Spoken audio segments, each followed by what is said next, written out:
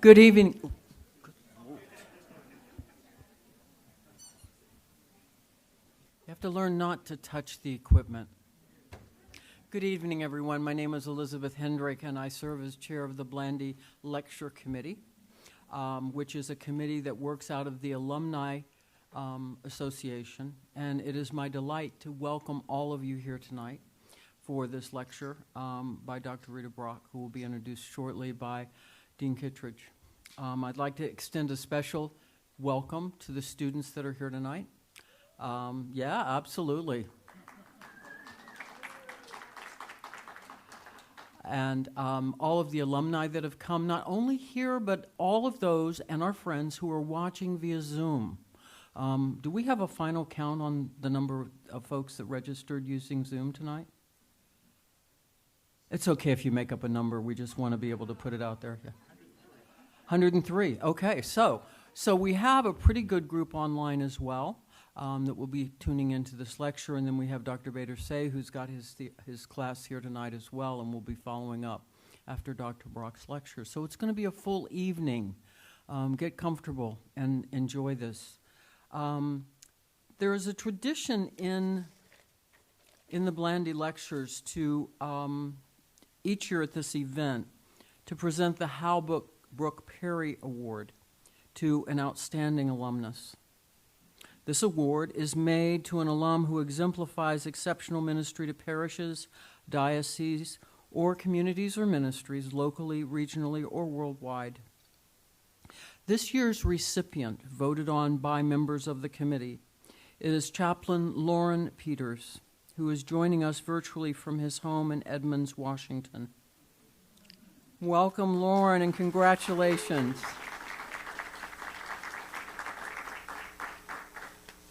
I'd like to share with you for just a few minutes the information about Chaplain Peters that had him selected as our award recipient for this year. Chaplain, volunteer, safe harbor. Yours is a journey of compassion that has taken you to meet people where they need you most. Yours was a diverse and international upbringing that attuned your heart from childhood for serving the disenfranchised and to protect others in often unjust systems.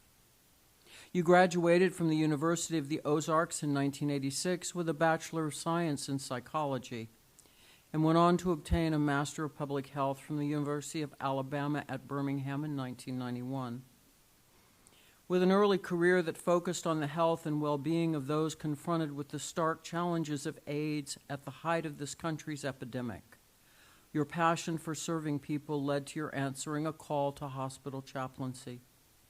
From 2004 to 2007, you completed a residency at UAB Hospital in Birmingham, that's the University of Alabama in Birmingham, and served as a Level 1 chaplain at Children's Hospital of Alabama in Birmingham before coming to Seminary of the Southwest to continue your education. At Southwest, you and your wife Nancy were known among your classmates as creating a home with doors always open to those who needed a place to decompress, talk, or dream. After earning your Master of Divinity, you moved to the Seattle area to begin your service as a chaplain with Providence Hospice and Home Care. To this day, you travel long distances to visit patients at home and in the rural areas north of Seattle. In this work, you provide solace and care, serving people with respect and honor in the places where they stand. In this work, you saw a need for diverse peoples to speak honestly about death and dying, and thus started a death cafe where participants could gather to ask questions, wonder, and speak about death in a safe environment. As facilitator and host of the Seattle North King County Death Cafe, your work became a lifeline for many through the isolation and trauma of the COVID-19 pandemic. You supported patients, colleagues, and friends as they faced death, disability, and loss, or if they were simply curious and needed a space to talk about death. Your extensive volunteer work with rescue animals a thing that really touched my heart, because I like doing the same thing, has made you the community contact for injured and ill animals, where you bring the same compassion and love to bear in service to creatures in need. You and your wife Nancy have become a safe haven for family and friends, for young people fleeing violence or starting families, and all have been met with the same open arms and assurance of safety and respect that marks your way of being in this world. Because of your life of service to those often viewed as the other in society, and to all who suffered from the COVID-19 pandemic, the Seminary of the Southwest and the Southwest Alumni Association are honored to present to you the 2022 Hal Brooke Perry Distinguished Alumni Award. Congratulations.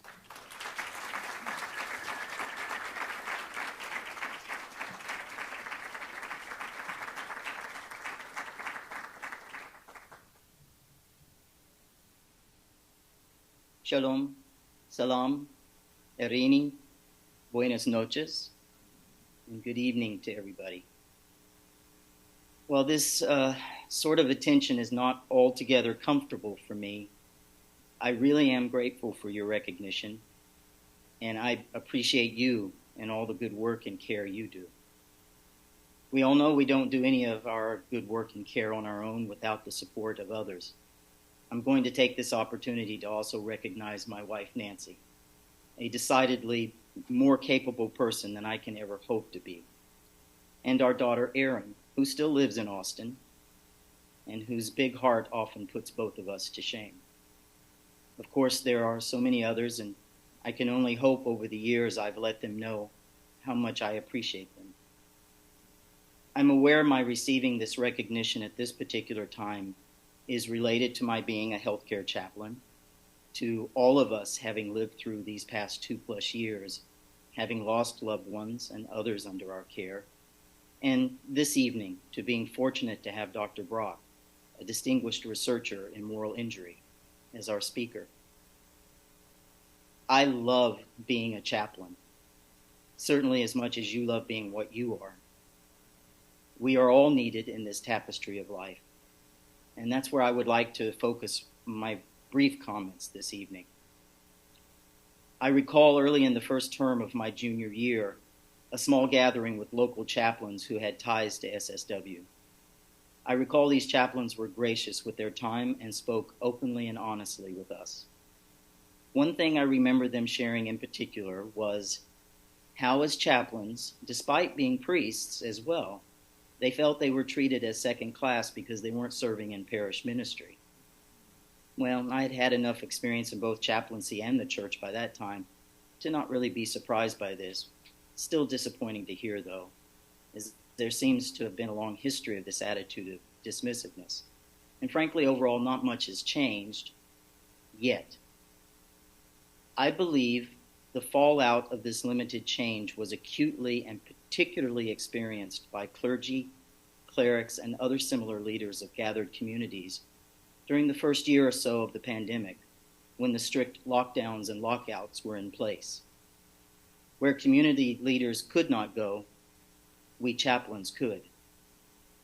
We all had to make changes to how we provided care to those in our charge, and in the midst of our feelings of frustration, disappointment, and yes, sometimes even helplessness, we still learned and grew as professionals, and even personally as well.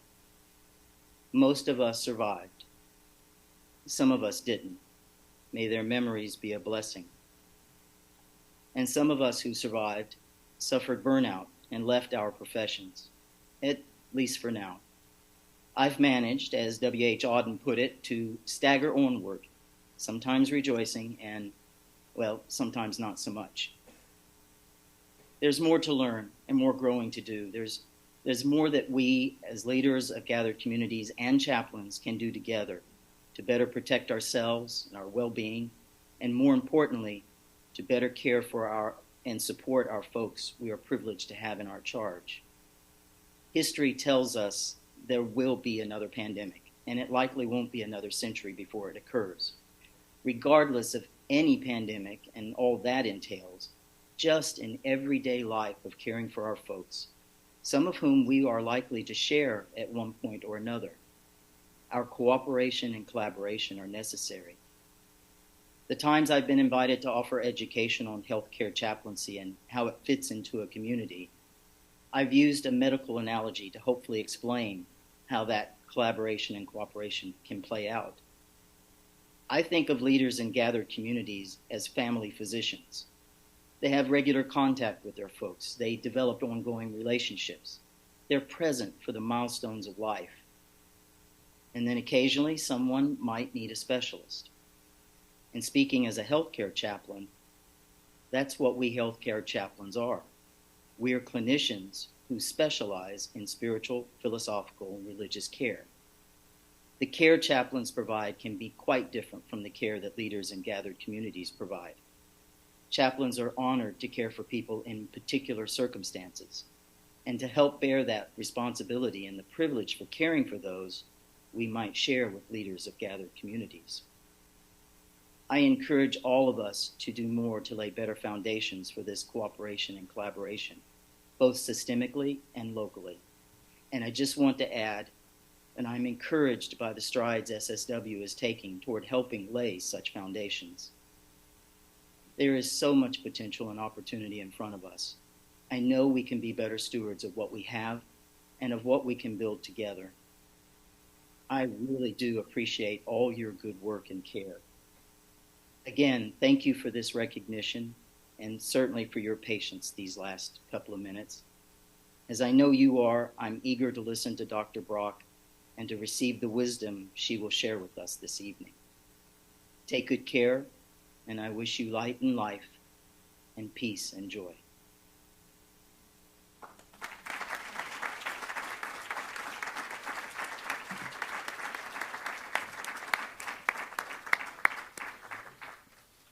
I'd like to invite Dean Kittredge up now to introduce our speaker.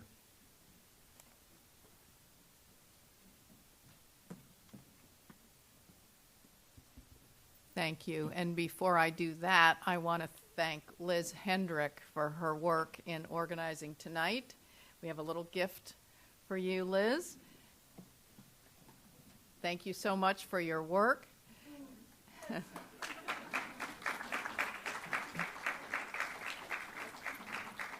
And I want to thank all the members of the Alumni Steering Committee, the members of staff of Institutional Advancement, and Eric Scott and Keela Vaughn in Communications, Eric Morrow and David Waldo in IT. Thank you all for your help with this event. It is my honor tonight to introduce our 2022 Blandy Lecturer, Dr. Rita Nakashima Brock. I'm grateful to everyone who has worked so diligently on tonight's lecture.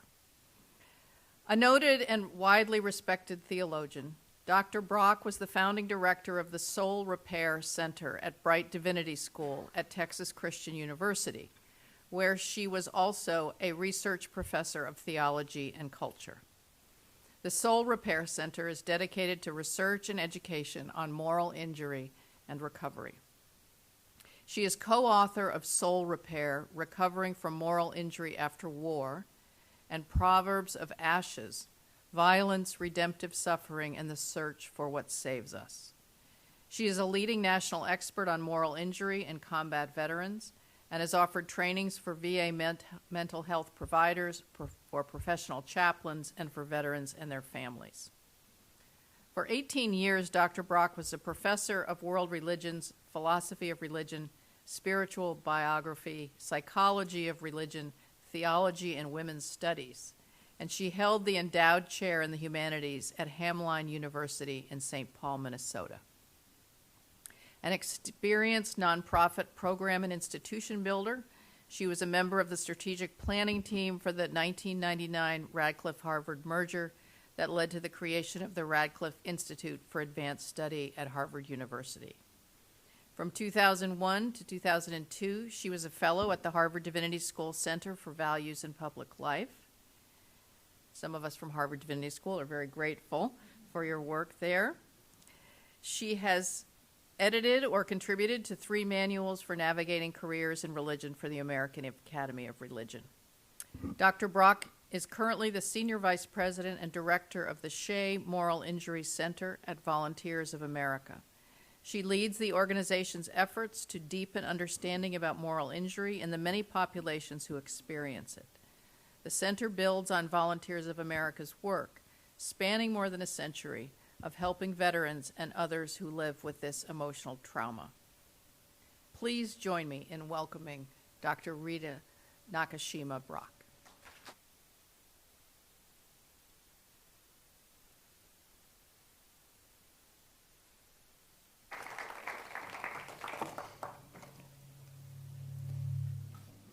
Okay, I think I don't need this. It's great. Things sticking in your face. It's a pleasure to be with you, and I don't know where the camera is for the Zoom people, but up there. Okay, great.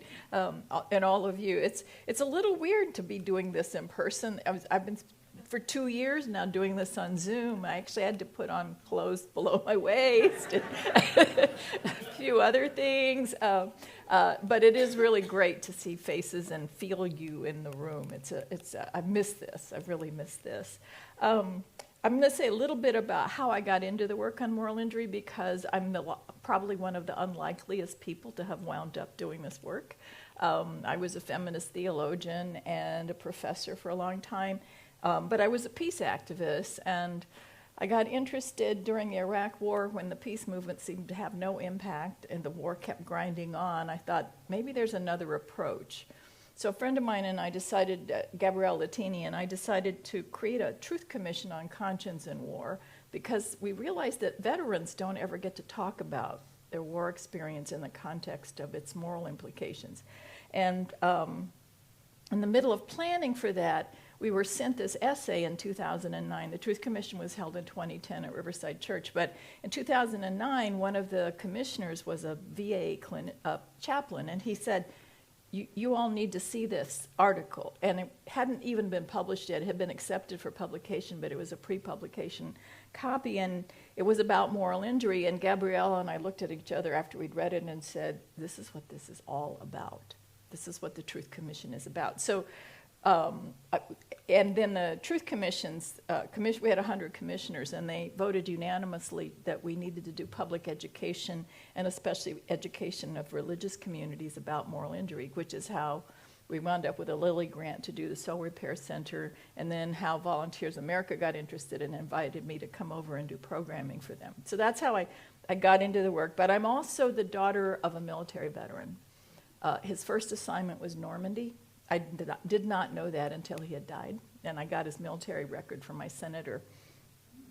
He was an automatic rifleman, first assignment Normandy. He doesn't have a Purple Heart, so he wasn't wounded, but his last assignment was the end of the war in Central Europe. So he did all of that from Battle of the Bulge, the whole thing, as an automatic rifleman. Then he was career military. After he spent a year at home recovering from World War II, he reenlisted, became career military, and his last assignment was a second tour in Vietnam as a medic, and it wrecked him. For 8 years before he died, I didn't want to be around him. He wasn't the father I knew.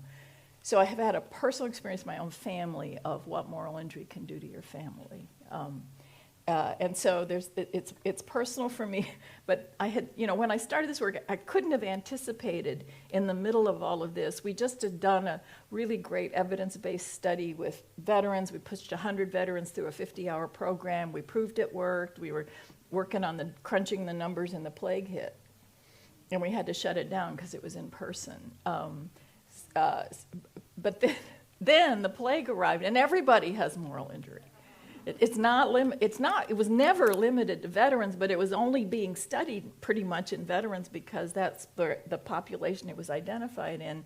But suddenly articles started appearing on doctors and nurses and first responders and all these people who were also showing evidence of moral injury, and the scale they were using with veterans got adapted to healthcare, to child protective services, all kinds of places. And so this lecture begins with the way it came out of the veteran population, but I'm going to talk about it in a more general sense of something that everybody experiences. So now I can't figure out how to get this to go. There we go. These are the prevailing definitions of moral. This is like, wait, sorry. Here. So moral conflict is a normal human experience. Augustine said it's impossible to live without sinning. That's why we have a confession of sins in every service, because reality never cooperates with our best impulses, and we wind up doing things. And so if we have a moral conflict, a normal moral person just, apologizes, tries to fix it, or if somebody does it to you, you try to make them aware maybe that they've hurt you. This is the complex world of racism and microaggression and all of that. But it's just that we unconsciously behave, and sometimes what we do is offend somebody, or we're offended. So that's a moral conflict. It has moral content. There's been some kind of harm. But if the thing that happened can't be fixed, right? If it's not really fixable, or you're in a situation where you really can't figure out how to fix it, or you don't have the life conditions that allow you to fix it, it can start to bother you in a way that's keeping you up at night, or just making you feel bad every time you think about it. And so it can come to a level of what people call moral distress, that you're still carrying it. It's still bothering you in some way, and maybe you aren't your best with your family, or you're not your best at work, or you're even thinking of quitting your job, or it starts to bug you in a pretty serious way. And then what if these things pile up? Like you're sitting in a situation where you have something that's morally distressing, and then the next day another thing happens. And this is what happened in the pandemic. Is people were supposed to save lives, and everybody kept dying, and every time they went to work, everybody kept dying. It became a kind of weight that was almost impossible to bear. And that's when you can break. Or you can have one incident that is so devastating and cataclysmic that you break. But what happens when you break is you fall into moral injury, you have an identity crisis, you stop believing in yourself, you stop believing in your work you do, your meaning system starts to break down, you may lose your faith, be angry at God. It's a major disruption in life, and it can change your character. And generally, when somebody's got moral injury, people know because they're not themselves. Something's wrong. And my father, when he came home from Vietnam, was really different. He had been very encouraging and trusting, and I think a pretty decent father, and then he came home cold, controlling, and angry. And I didn't know until long after he died what had happened to him in Vietnam to cause that. But moral injury is a serious break, but it's not a disorder, right? Because it's an appropriate response to a devastating condition. That's how it's different from other things. So these are the two definitions that have been used with veterans. Is the one by Jonathan Shea, is the first one. He's the first person to coin the term moral injury. He was working with Vietnam veterans who had a terrible time because a quarter of them didn't even want to be there. They'd been drafted. They thought the war was wrong, and they got sent. And so he defined the conditions for moral injury are three things: a betrayal of what's right as in major what's right, by someone who holds legitimate authority in a high-stakes situation. So it's the act of being betrayed, of having your trust broken, when you depend on your officers to get you through a firefight because they've been trained to do that, and they screw up, or they send you into a suicide mission to prove something. All of these things happened in Vietnam. The leadership system in Vietnam broke down pretty seriously. And that's who he was dealing with. He uses Achilles in Vietnam as his book, where he uses Achilles as an example. He won a MacArthur Genius Award for that book. Not because it was about veterans, but because nobody had ever read Homer through the lens of veterans before. It's pretty interesting. But the Brett Litz essay is the one that we got for the Truth Commission that sort of set our hair on fire. We were like, oh my God, this is it. It's a team of authors. Brett Litz was teaching. It's a lot of his graduate students are on that list, and also a major person named Bill Nash, who's a Navy psychiatrist. They define moral injury as the lasting psychological, biological, spiritual, behavioral, and social impact of perpetrating, failing to prevent, or bearing witness to acts that transgress deeply held moral beliefs and expectations.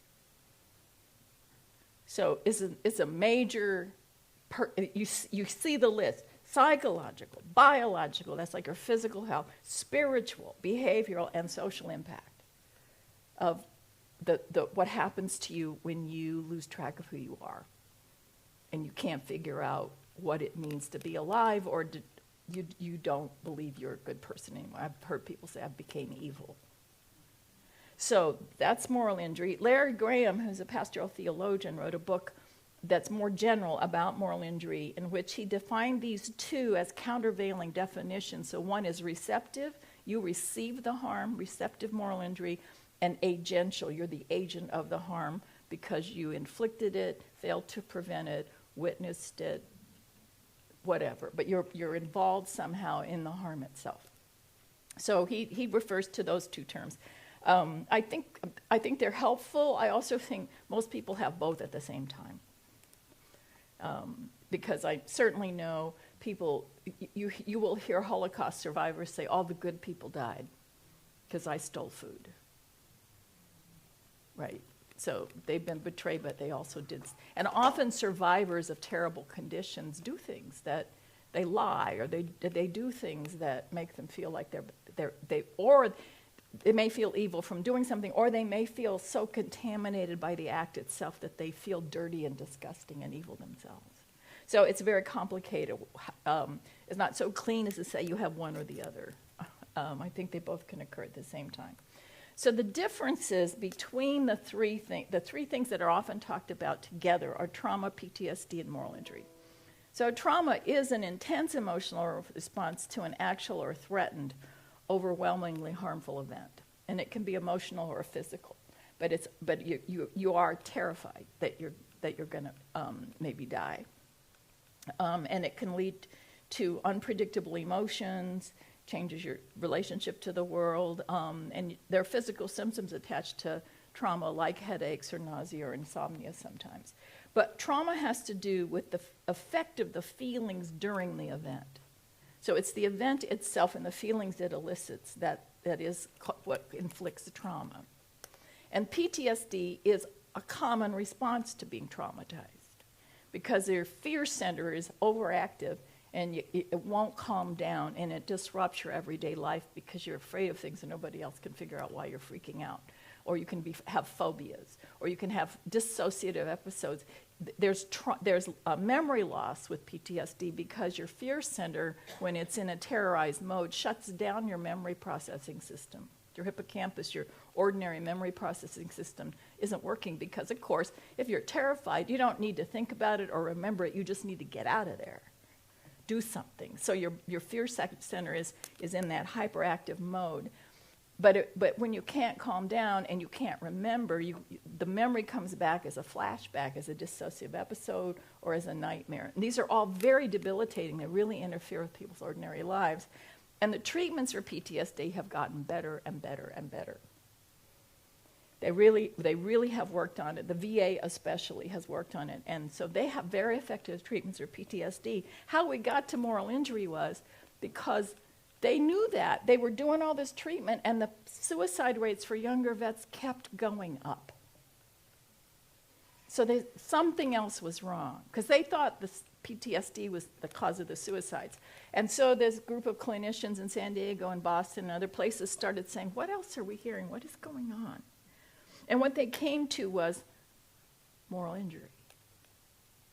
The feelings of guilt, shame, remorse, outrage. Those aren't fear emotions. They're moral emotions. And so they wrote that article because moral injury is reflection on an experience, not the reliving of it or being affected by the experience itself and those feelings, but it's the reflection on the experience. You're now evaluating, your conscience is working on it, chewing on it. And that means it's also unpredictable. You can stuff it. You know how you can have a thought and stuff it? They call that stuffing it in the military. You can do that for a very long time by overworking, by drinking, or trying not to think about it. So moral injury can be latent for a very long time. I have an Air Force veteran friend. It didn't hit him until 40 years after his service. Sometimes it happens immediately. My friend Camilla, when he shot somebody, just devastated. He said, I knew I crossed the line. I'd never get back across it, that something broke in me. So it could be right then, or it could be the end of your life, because it's a work of conscience. It's what's happening. So they're different, but it's also really important that we have PTSD, because for centuries, people called what happened to people in combat soldier's heart, nostalgia, shell shock, and it was all about how they were weak. They had a problem with their character. And so when PTSD came along, it finally got into the diagnostic manual in 1980. It was like a real thing. And it really was, Chris Webb says, it turned mental trauma into a disease, it sterilized the combat trauma discourse by sort of covering up the morality debates about things, and created this medical model called PTSD that could be understood as inevitable, amoral, and analogous to physical injury. And for the Vietnam era veterans, that was a godsend, because the VA wouldn't even treat them, and then finally they got a diagnosis and they could get treated, and it really mattered. And it didn't carry a stigma that they'd lost the war and they were bad, because the public wasn't very friendly to Vietnam era veterans. So, so Webb says, this officially pardoned war veterans of guilt, while affording legitimacy and resources for suffering people. So it isn't just veterans that have PTSD. Everybody now talks about it as an ordinary kind of thing that people can experience. So it afforded legitimacy and resources for suffering people, but within an intense culture of audit. In other words, it's measured, it's evidence-based, you have a diagnosis and protocols, and it's a very generalized process, right? That's what he means by a culture of audit, the scientific culture of audit. But the fact is, moral injury is not a disorder. So it's not, you can have moral injury and not have PTSD, and you can have PTSD and not have moral injury. So the group in that Boston group, they wrote a book called Adaptive Disclosure. They say, while usually regarded as pathological products of distorted thinking, feelings of guilt, shame, and fury are often judgments and beliefs that may be appropriate and accurate, as well as psychologically toxic and excruciating. And so the difference between the Freudian and psychological view of shame and guilt is some kind of neuroses that you need to talk people out of because they have distorted thinking about themselves and their world. With moral injury, you have to believe. You have to accept the experience and help the person themselves accept it. Because to tell somebody that they shouldn't feel guilty for killing someone is to say they don't need to be a moral person. And so that's been really important. And then, of course, there's this great essay in September by Scientific American, Moral Injury is an Invisible Epidemic that affects millions. This was an article researched for about a year by this reporter. She talked to me a little bit, but she talked to a lot of people. And identified it in so many places right now because of all the things that have happened to us. And I've got a PDF of this that you'll all get, so if you want the resources, you don't have to take notes or anything. Because we've been through the moral distress and moral injury inducing events that we've been through are sort of cataclysmic when you start thinking about how many they were. There was the global pandemic with maybe the worst possible time in our history it could have come, with leadership failures and multiple system breakdowns. And a major anti-vaccination response when we finally got a vaccination. And murders of Breonna Taylor and George Floyd, et cetera, that everybody had to watch on television. The George Floyd murder took 9 minutes. And the rise in violent crimes, hate crimes, suicides, and mental health disorders coming out of that, and all the stuff with climate change that just kept happening, disasters, then the attempted resurrection and the breach of the insurrection. Sorry. The insurrection and the breach of the Capitol. And a major war in Europe. I mean, if you'd have written a novel, the editor would have said, take 5 of these out. They couldn't work. It's just too many things. No society could survive all of this, right? But yet, this isn't a complete list. I mean, I cut it in half because I said it was too long. But there's so much. So what do we do, right? We may feel broken individually, but we recover collectively. Because moral injury is not just a personal identity problem. The fact that you have an identity breakdown means it affects every relationship in your life. And so Christian terms are more, I think sin is the best term we have. And Augustine said, we have little ones, but don't do the big ones, adultery, apostasy, and shedding human blood, because it's going to separate you from God and your community. This is the break in your soul. So the prescription the ancient church had for this, they knew they knew this happened to people. So they had a way to deal with it. And they had a whole highly ritualized process in which a person confessed. They had different ways they did this, but one of the most common ways is the person stood in front of the whole community and confessed what they had done. And then the bishop had already talked to them beforehand, and it had pronounced a time of excommunication where they were not banished. They were simply not allowed to be at the Eucharist feast. They could come to the service, they could hear the sermon, they could sing and do all that, and then when the Eucharist feast was to be done, they had to leave. So what really happened is they were reverted back to the state of a catechumen. Because they couldn't, the catechumens were also dismissed before the Eucharist. Why? Because the Eucharist was the feast of resurrection in paradise. And their souls had removed them from that joy. And this is true about moral injury. The positive feelings disappear. You're not able, if you're in a deep state of moral injury, you're not feeling any joy, any curiosity, wonder, or anything like that. You may be depressed, you may be toxically angry, you may just have been completely flat, or cynical. Those are all responses that come out of moral injury. And so you had a period of excommunication, but you weren't alone, because there was an order of penitence. You were just entering an order of people who were also trying to get better. And by the way, AA is based on this system. The Oxford group used the ancient penance system for AA. And once you had done your time of penance, then you were recommunicated and welcomed back to the Eucharist feast. So they used a ritual process, highly ritualized process, and the point of it all being so public, the order of the penitents and the confession to the church, was so that everybody could support you to get better and hold you accountable for that, and keep, sort of keep an eye on you, make sure you're okay and you're not getting worse. All of those. So they didn't believe that kind of level of sin needed to be punished.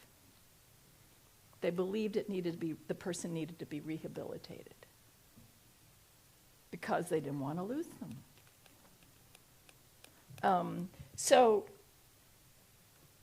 the power of ritual is, I think, the most underestimated element involved in the recovery from moral injury. The clinicians don't know anything about ritual. They never talk about it.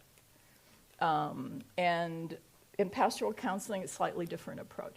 But our program that's 50 hours for veterans is more like a Navajo enemy way ceremonial than it is anything that looks like therapy, because so much of it is highly ritualized. And what we've learned from that process is ritual is incredibly powerful at changing people because they don't have to do it themselves. And this book by Seligman and that team, Ritual and Its Consequences, is the best description I know of the ways that ritual actually works. And they observe that in Western societies, Western Enlightenment societies, tend to be quite poor in ritual.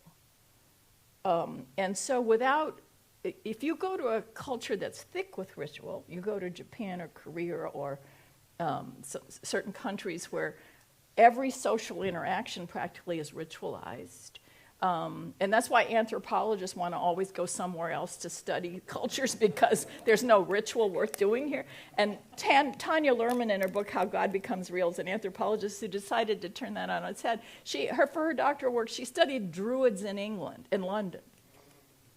And this is how powerful ritual is. She's a participant observer type anthropologist. So she just went to she became a Druid basically. She just joined the group and went to the rituals, and they all knew she was an anthropologist, but it was okay.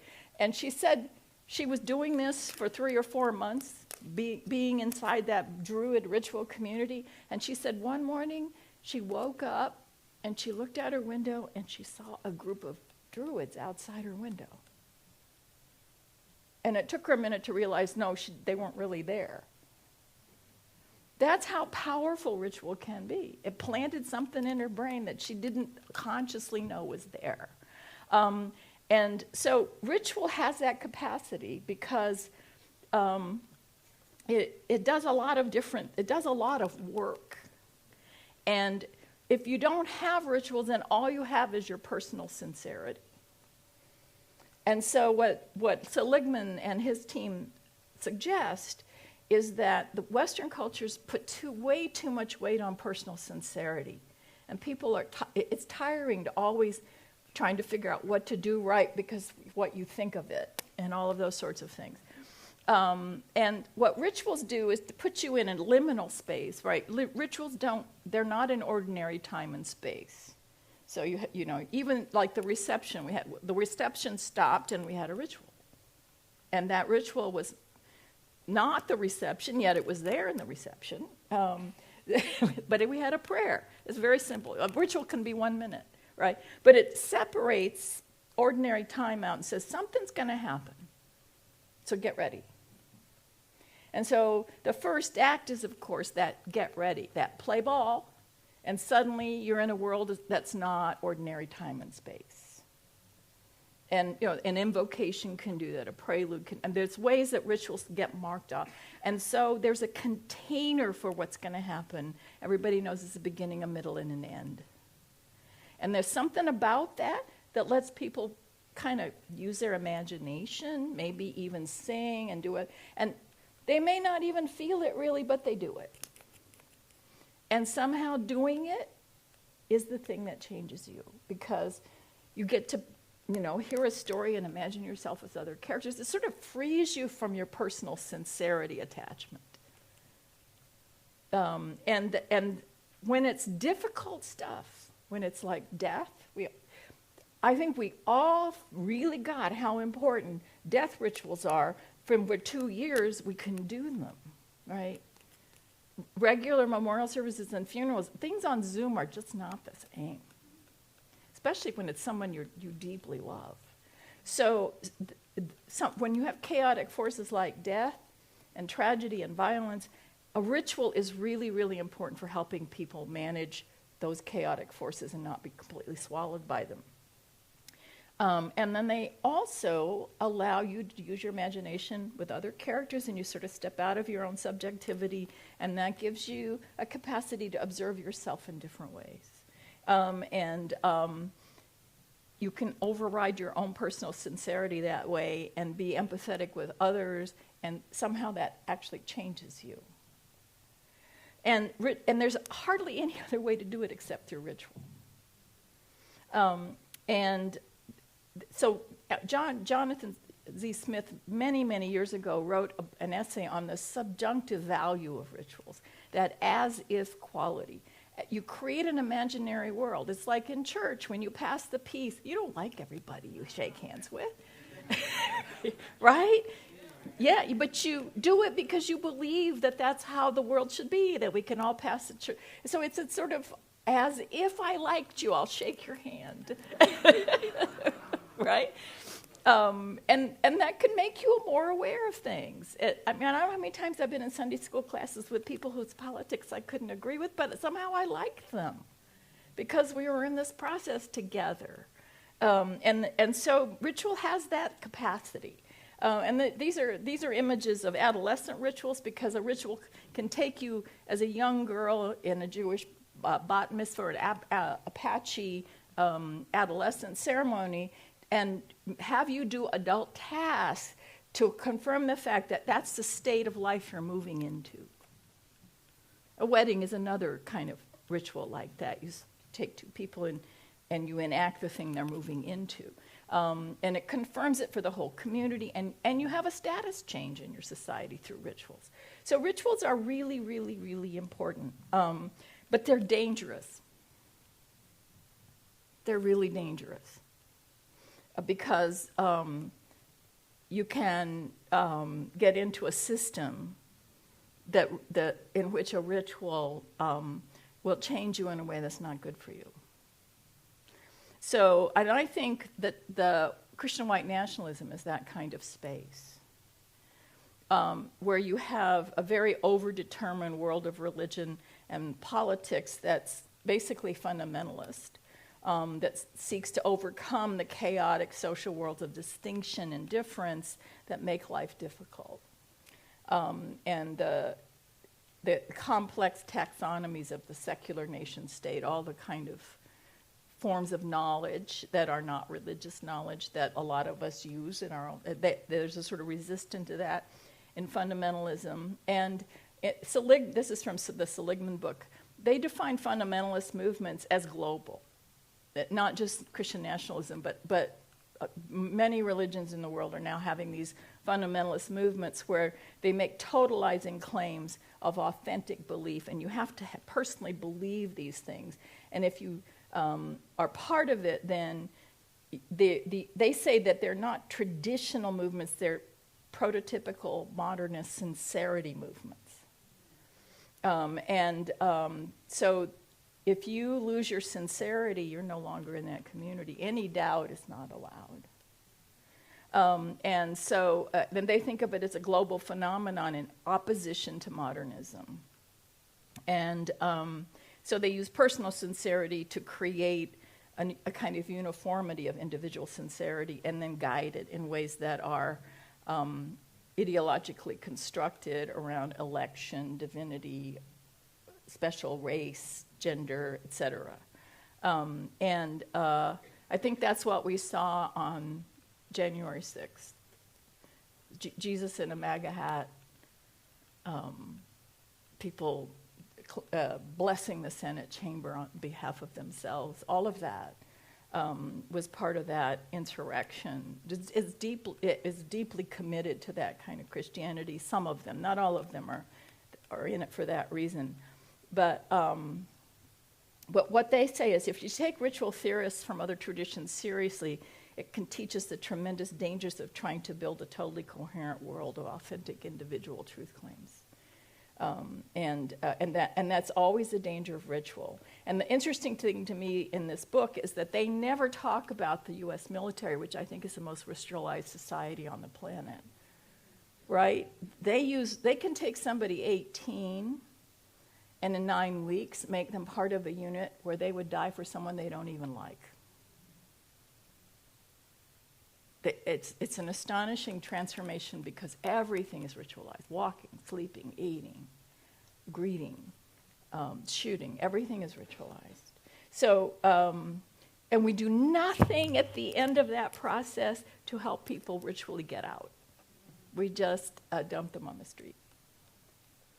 What my friend Ron, who was a Marine Corps veteran, says is like you take an Abrams tank and you paint it yellow and slap a sticker on it and say it's a school bus, and it will go down the street and chew up asphalt and run right over cars because it's an Abrams tank. And it takes a lot more engineering to turn it into a school bus. And that's what happens when you turn a military veteran down on the street and say now they're a civilian without any re-engineering. He's working on boot camp out for the Marine Corps, and I'm working with some people working on muster out for the Army. We're hoping that something.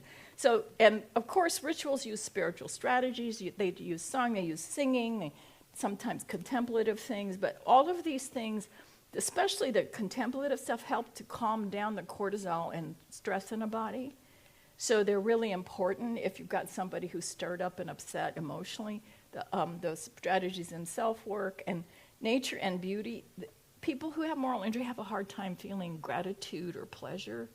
And just a beautiful place. We do our programs at retreat centers, and people are just amazed at how beautiful it is. And it really helps them let go of some of the tensions in their bodies. And then we use peer support listening groups. And I'm going to quit because I'm going to take some time for questions and answers. But in peer support specialist groups, we just train ordinary people to facilitate a ritualized process of ground rules, mindful breathing, deep listening, and then sharing. And silence after the sharing, because nobody's there to fix anybody. They're just there to listen and validate and believe people. And it's an amazing thing when you use peer specialists. And the other thing I wanted to mention, too, that PTSD did when it became the dominant way that veterans were treated is it sidelined chaplains. Turns out, if you help people with PTSD talk to a chaplain about moral injury, their outcomes are better for their PTSD than if they got group therapy. That's how important chaplains are to this process. Because they know how to talk about something when somebody says, I'm mad at God or I don't believe in God anymore. It's really, really important work. And you'll get a PDF of this so you don't have to read all the words. This is just an impact on killing treatment outline that a group of clinicians prepared for psychiatrists and clinicians that don't know how to deal with moral injury, because people who've killed in war have double the suicide rates than other veterans. So it's really important that if you're working with a veteran with PTSD, you also need to pay attention if they're combat veterans to this process of killing in war. And we've been, for the past 2 years, having online 1-hour groups that are peer facilitated for people with moral distress. They're confidential, free, and open to the public. You can use them. You can send people in your congregations or people you know that might benefit from unloading something really important they're carrying. And we've got a special one with a different URL for first responders. And we've got first responders as facilitators doing these groups. And they're several times a week, and they're groups of about 10, and they're facilitated by people who just want to help people with more. They had it themselves. They know how to share about it. So this is what it means to recover from moral injury: is the labyrinth of a life as you stumble through with all of these things that happen and experiences that we have. So I'm going to stop there because I don't want to shut down any possible questions. And those are places you can go for more information. So I'm going to open it now for comments or observations or questions or anything you'd like to say. Yeah? Could we go to the chairs? And Sure. Okay. Sort of read through, because I have some questions from my students. Awesome. Okay. All right. So let me, can I just close the PowerPoint down then? Is that all right? We don't need it up there. Okay, good. Good. All right. Now you also get to sit. Yes. Okay. All right. All right. Well, thank you so much. Wow, there was so much there, and you're so engaging, and it was wonderful to listen to you. That was like a and take compressed this all version in. of a 2-hour lecture. Oh, I'm sure, yeah. Yeah. But it was great. So I have a few questions. Some are mine, some are from my students. Excellent. And then we can open up Yeah. and see what other questions are out there. So let me get back to, so the first thing that came to mind for me is what you just said about ritual was really compelling. And especially the ways that Christians in the church have had a pattern for ritualizing a return to the community. Yeah. And so you sort of gestured towards some other examples. Are there ways to reclaim that ritualizing in the context, either specifically in a context of a church, or are there other ways that you're seeing that work? Senior minister at Florence Christian Church, who's a friend of mine, did her sabbatical on creating a moral injury program for her congregation. and she calls it talking circles, and it's based on our peer facilitated process. And I think they meet 2 hours a week. And somebody in her church did woodworking, so he made talking sticks, and that's how they hold the silence. You can only talk if you're holding a talking stick. This is a Native American tradition also. And then when you're done, you pass it, and everybody just listens to you in appreciative silence. And so she's been running that program in her church now for several months and teaching other clergy in Kentucky how to do it.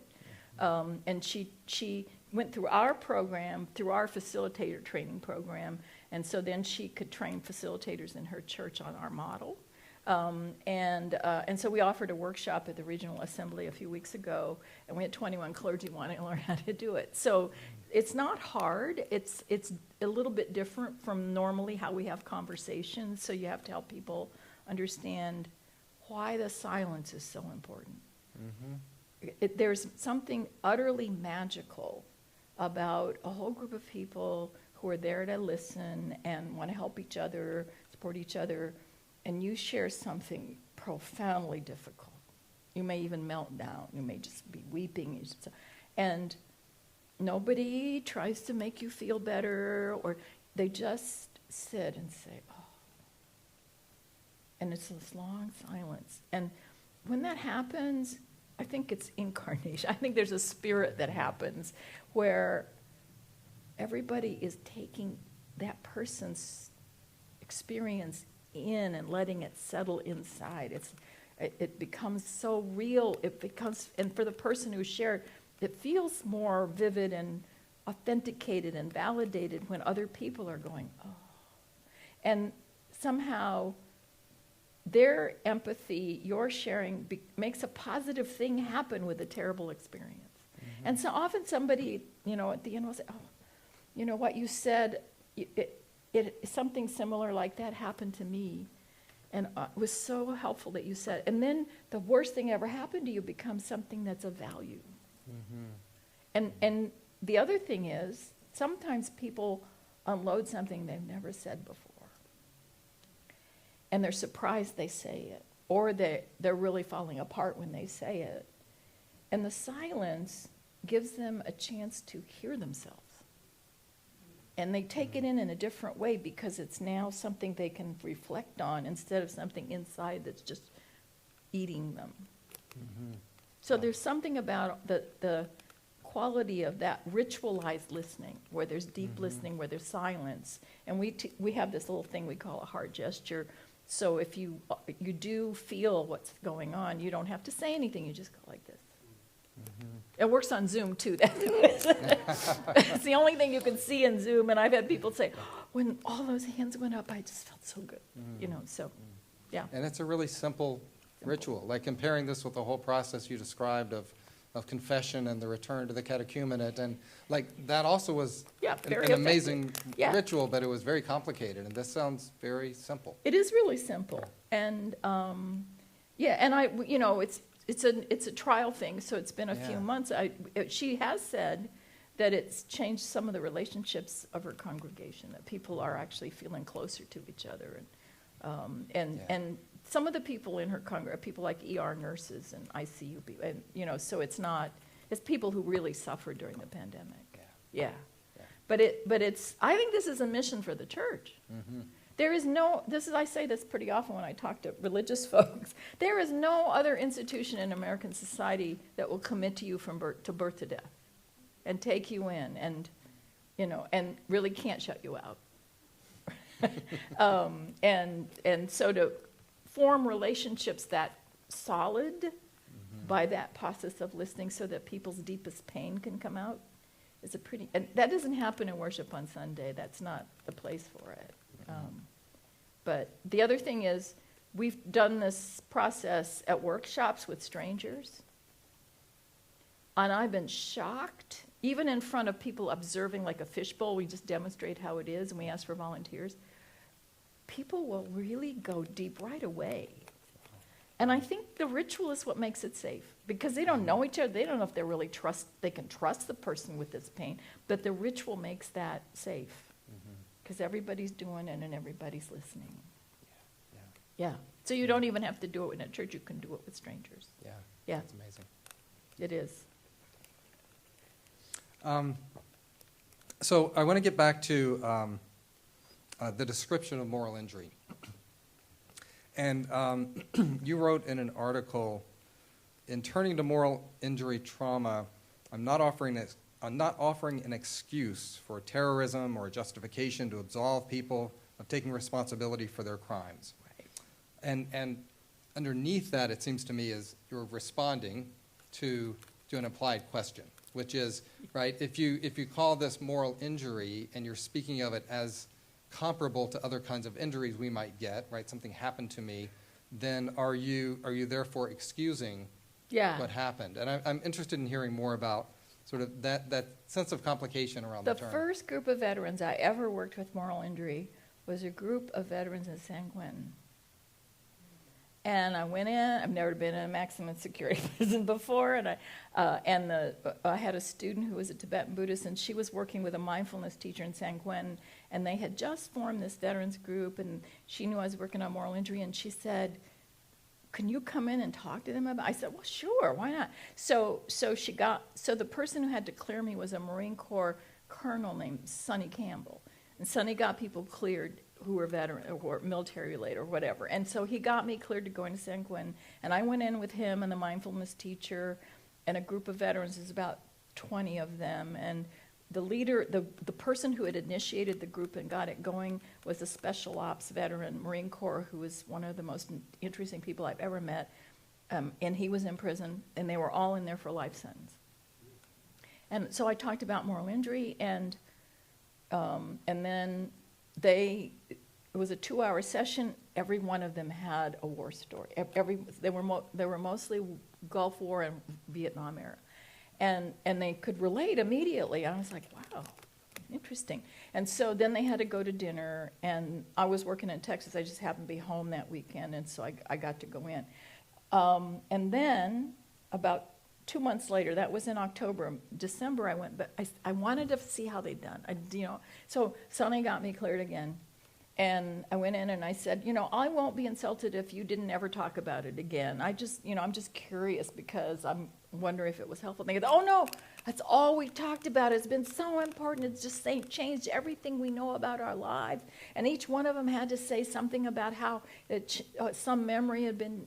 Anyway, I was just sort of stunned at the enthusiasm for the concept. We got to Sonny, the colonel, and he said, I owe you an apology.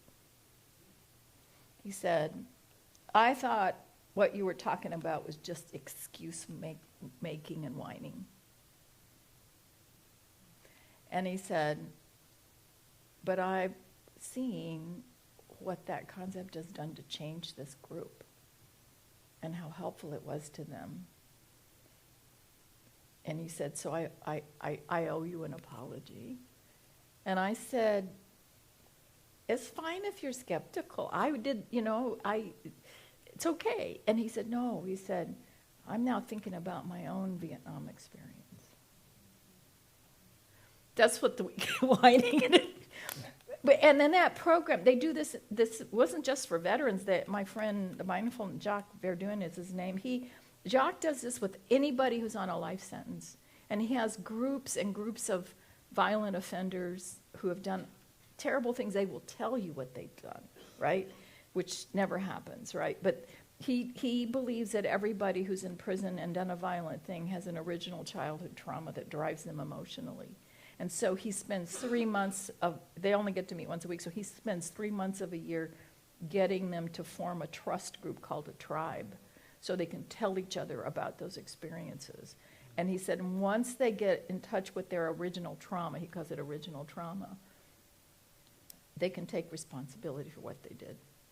And then he brings in victim impact people, and they start talking about what it's like to have suffered the crime and there's a whole lot of crying and apologizing and the fact that he does that means I went to they have graduation at the end.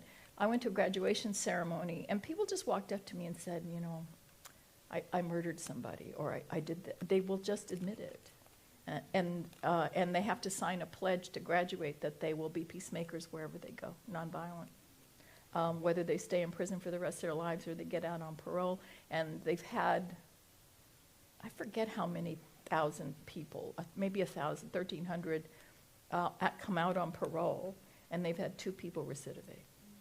That's less than a 1% recidivism rate.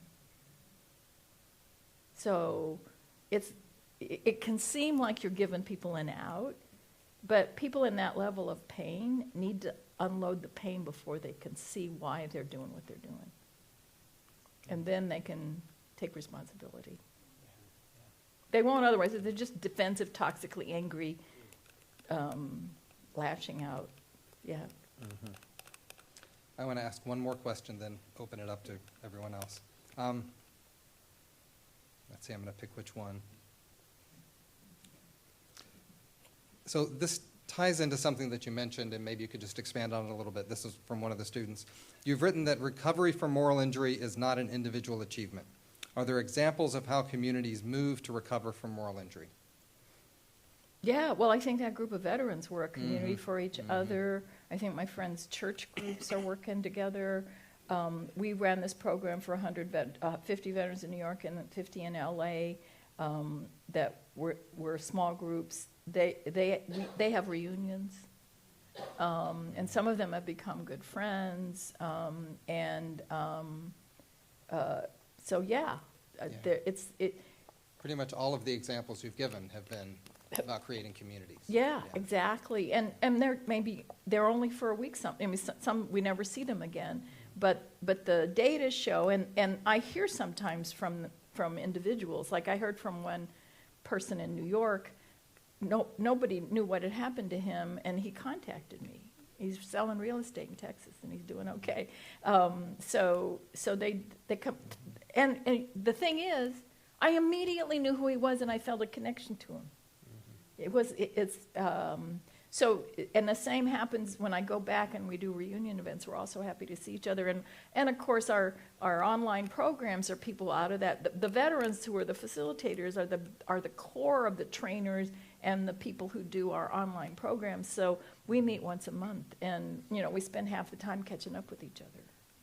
Yeah. So we all talk about how doing the groups is also a way of being in a community. They love doing the work because it's so gratifying when you have somebody who really is helped by being able to share, and you've provided a space for them to do that. I did a group once with this chaplain, a hospital chaplain, didn't talk for a long time, and then she said, I haven't talked because I know I'm going to start sobbing if I do. And then she's talked about how for 9 months she went to work every day and helped people die because the nurses and doctors didn't have time to do any of that work. And so her job was to deal with all the people who were dying. What do you want your family to know? And then to help them die. And she was sobbing by the end. She said, I don't, it's just awful. Nobody lives. And so the group gave her a lot of support and empathy. And we always do a set of affirmations at the end. And her affirmation was, I guess I'm proud of myself that I went to work this morning. Yeah. So we were a community for an hour for her, but it meant something to her. Yeah. Thanks. Yeah. I think we have a microphone maybe available. Yes. So if anyone wants to ask a question, we'll get the microphone to you. That's both to help us here in this room, but also the folks who are on Zoom can hear better. There's a hand. Yeah. Okay, Anthony is.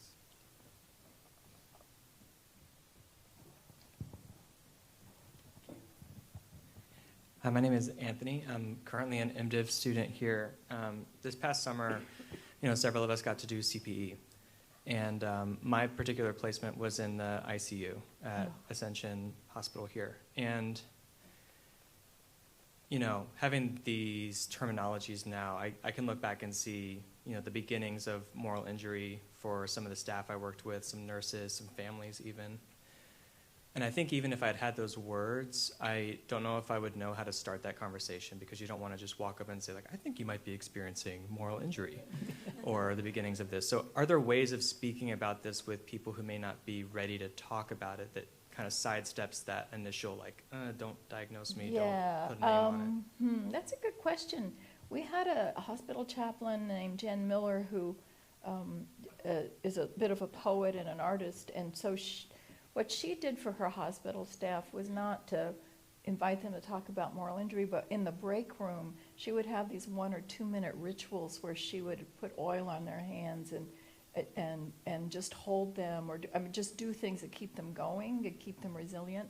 And sometimes she'd read a little poem to them. And then a friend of mine whose sister is a hospital chaplain, she did this process where when people coded and died, there's this frantic effort to save them and then they die.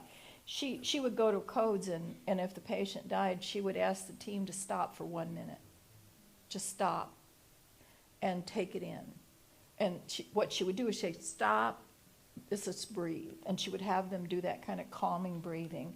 And then she would give a prayer, a non-sectarian sort of generic prayer, a blessing to the patient and hope for their family and their grief. And so she attended to the patient who had died, and then she gave thanks for all the people who tried so hard to save the patient and blessed them. And then it was over. It was a 1 minute ritual. But they started calling her the minute chaplain because they so appreciated it. And that's more a prevention process, right? So they aren't stuffing everything, because what they're doing is stuffing it. They're just, when they put the equipment down and go to the next thing, they're not taking in what just happened. They're running from it. And so she just asked them to take it in. And there's something about taking it in like that makes it endurable. Thank you. Yeah.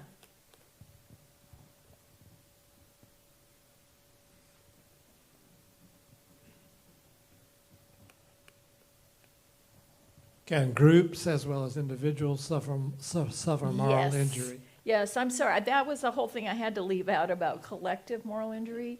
That the word han in Korean, this is the limit of the word sin.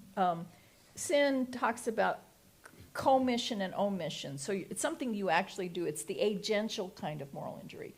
But the receptive kind, when you're betrayed, we don't have a word when you're sinned against. And the Korean liberation theologians have a word from Korean culture that's about being sinned against, about the demoralization and humiliation and frustration and anger that can come from being sinned against or having a system oppress you. And so that's a kind of collective sensibility about moral injury, that betrayal and outrage can be inflicted by a system and not an individual actor. And the solution for a system is justice, not penance. So yes, and in fact, I think that one of the dangers of social movements is that I think all of us who are involved in social movements have a sense that there are moral wrongs that have happened, maybe to us or to other people. And so we're collectively trying to right those wrongs. But you can get so caught up in the traumatizing impact of those wrongs that you can be so intense that you can't take compromise, you become brittle and burn out. And so I think I have a friend who's really interested in movement chaplaincy for that reason, because there's also this phenomenon that Mariana Hirsch, a literary scholar, looked at of Holocaust children, the children whose parents were in the Holocaust, who start to feel like their lives are sort of trivial or unimportant compared to what their parents went through. And so they will sort of take that trauma and write about it and sort of commit their lives to reliving that trauma in some way. And she calls that post-memory. But it's different from historical memory. It's like you want to feel the trauma yourself. And I think people can get trapped in that and lose their capacity to process. They just keep reliving the thing over and over. And you never get over how bad it can feel, but eventually it's not going to run your life if you process it. When you don't process it and you're trying to stuff it, it's going to run your life. As my friend Camilla says, you have to accept it so it can be a source of wisdom in your life. A knowledge about yourself, you did this once. And you might want to try to do work that writes the world in some way that contributes positively. There's the story of an executioner who was devastated by having to be an executioner in South Carolina, who he melted down, he really melted down with moral injury, and he wasn't treated. And so he spends his time rescuing pit bulls that people want to put down. I think that's what he feels like, as an angry pit bull that everybody wants to. He's saving these pit bulls. And people with moral injury will sometimes do that. They'll try to right the wrong in some symbolic way because that's their impulse, is to do something good. What I tell people is the pain that you have, that moral injury pain, is the good in you that's trying to come out. And if you don't deal with the pain, that good never gets a chance to come back.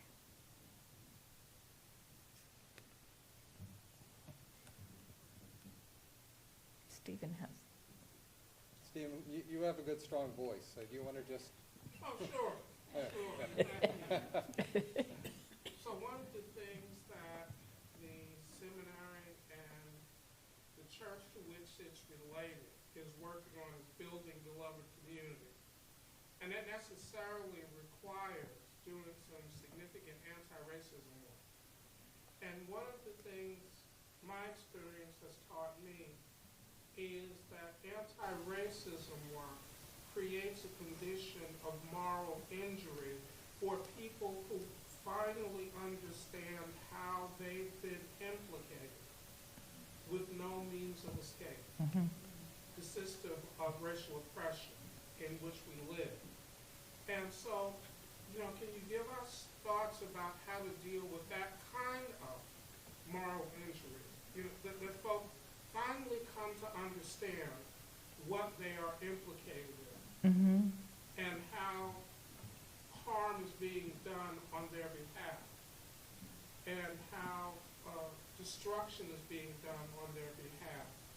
And they're outraged by it, but they have no clue what to do about it, save for try to be a nice person.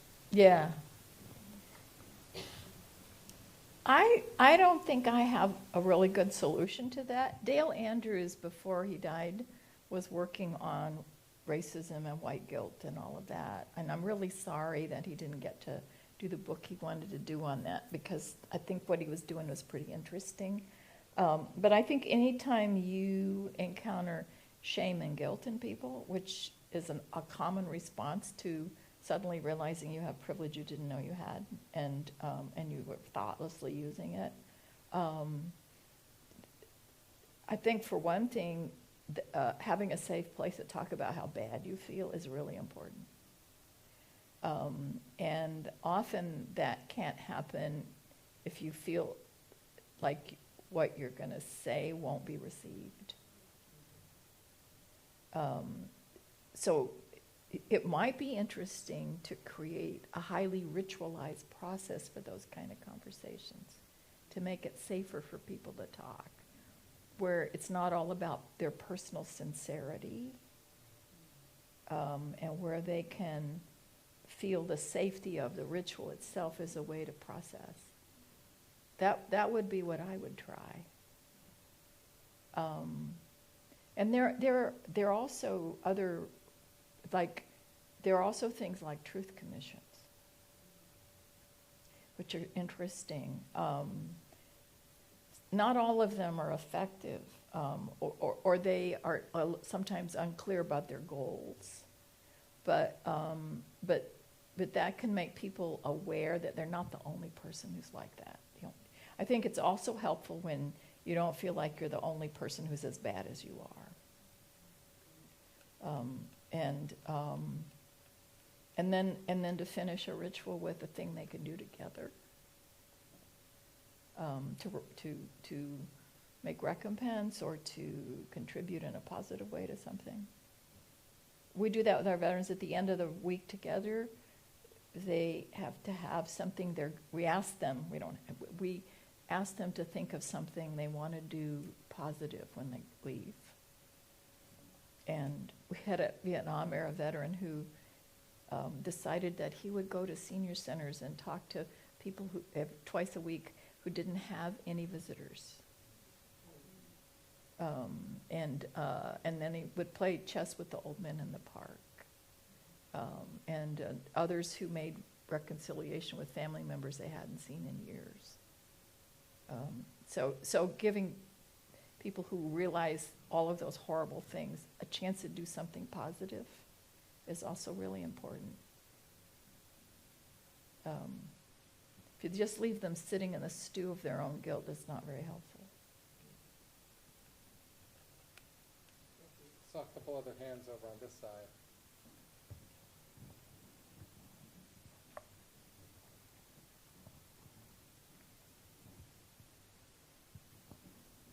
Hi, thank you for diving down so deep into this topic. I wonder how the sins of a government affect the people. And I'm thinking right now about Russia. You know, the world is wringing its hands about what's happening in Ukraine, and rightly so. But I wonder what's going to happen to the Russian people as they very, very slowly wake up to what's been done in their name. Mm. That's a great question. I have no idea. It's the reason that this is really complicated, but the reason that the U.S. doesn't participate in an international world court is that acts of aggression and invasion of countries is considered criminal behavior. And Putin did that, but then Bush did that to Iraq. So it's like, what have we done, right? Because the same thing happened in my earlier life with Vietnam. And I think it's five U.S. presidents, starting with Truman, knew there was no reason to be, knew that it was a bad war. Every president that prosecuted that war knew it was a bad war, but they wanted to get reelected. And they knew if they pulled out, they'd be the one that lost the war. So it had to come all the way down to Nixon. And he didn't leave because of it. He left because of the Watergate. But he was the one that finally shut it down. I think the difference is that the stuff doesn't happen on our soil or nearby. And I think for Russia, it's a different situation. And I think it was a different situation for Europe in World War II as well. So I don't know what the Russian people will do. A lot of them tried to leave the country, I know.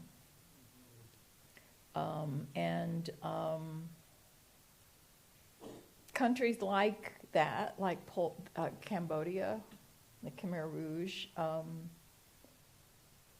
they suffer a long time. They suffer a really long time. A lot of Vietnam-era veterans felt betrayed by their country.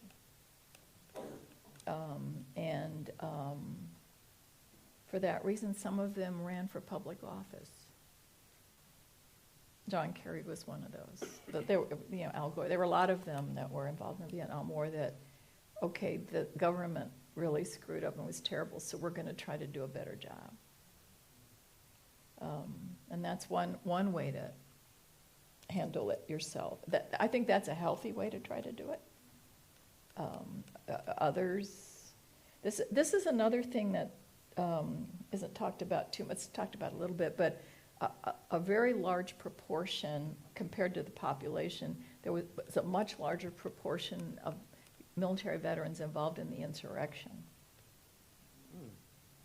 And I don't know what's behind that, but I do think that the amount that they suffer when they have to leave the military is part of the ways that they look for places to be in a tight group and have a mission again. And it can be pretty destructive. But it's also, it's complicated, but there's also a huge amount of toxic anger in especially betrayal moral injury. And in fact, studies have shown that in Marine Corps veterans, it was done with 900 combat Marines. They didn't have high levels of PTSD because they're trained to handle their fear. They have just average levels of PTSD.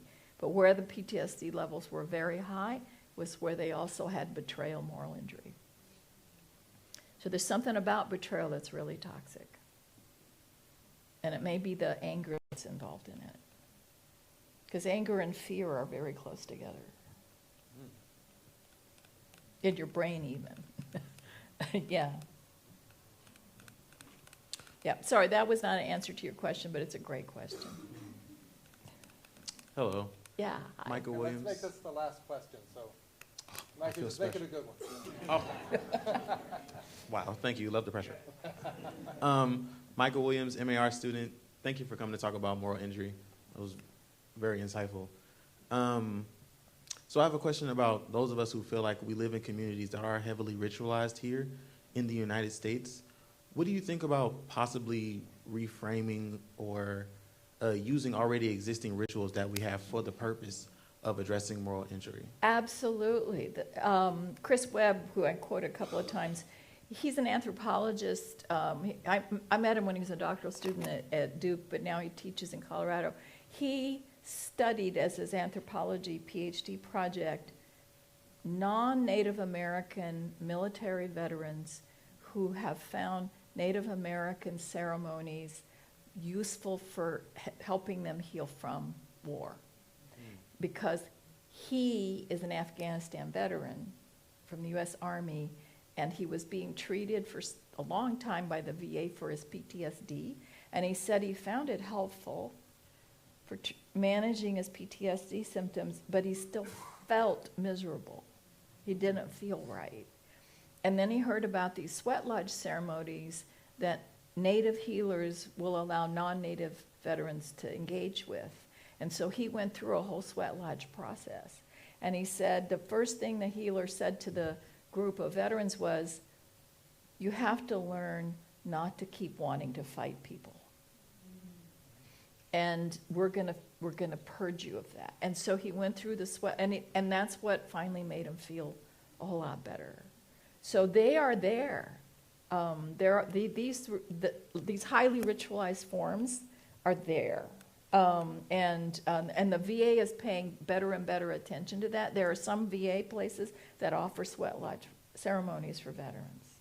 So you're right, and I think that's the real value and benefit of immigrant communities. A lot of them come from highly ritualized societies, so they already do a lot of this stuff, and so this is a real benefit, and that Chris Webb is very careful about the colonization issues around the Native American stuff. This is always a tricky thing with non-natives using Native American stuff, and so and I think the VA's been pretty careful about that also, so that it's not, a sort of colonizing of their rituals, but rather they are invited in to try it.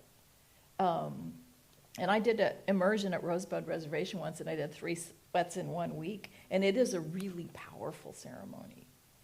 That's a really amazing thing to go through. That's just one I know of that I actually experienced myself, but I know that veterans are trying different things like that, and our affiliate in the Northern Rockies that has a lot of veterans, a lot of theirs are Christians, so they decided to do a worship service about moral injury that would help veterans process moral injury as a worship service. And my friend in Grand Rapids said his church, whenever a member of their church left the military, they would have them come in their uniform and thank them for wanting to serve their country, and and read their military record, and then they would leave and change into civilian clothes, and then the whole community would have them come back, and they would lay on hands and welcome them. It's very, and they said people would weep. It's really powerful. It's so simple too, right? It doesn't take a lot. But there's something about the formalness of ritual that works. I think human beings just need it. And unfortunately, the Protestant bias in the culture is said, oh, that's just silly Catholic superstition. It seems like superstition because it just works, right? But we're made that way. Thank you so much, Dr. Brock. It's been wonderful to learn from you this evening.